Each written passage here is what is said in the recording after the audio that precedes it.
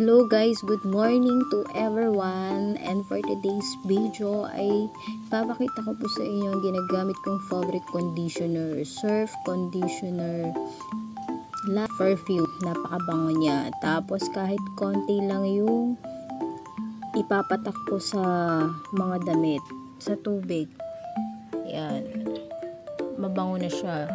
Kahit makulimlim yung panahon, amoy pa rin yung Surf Fabric Conditioner Luxe Perfume. Disclaimer nga lang po sa mga nanonood, hindi po ako sponsor ng Surf Fabric Conditioner. Yan, pinabad ko na siya, lalo sa mga uniform. Matipid gamitin din to kasi ang bango rin.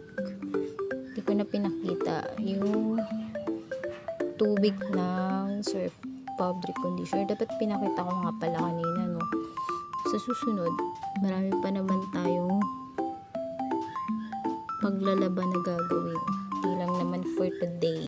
So, ito na nga guys. I-dryer ko na yung mga damit na binabad natin sa Surf Fabric Conditioner Luxe Perfume. Napakabango niya kahit na hindi pa nada-dryer.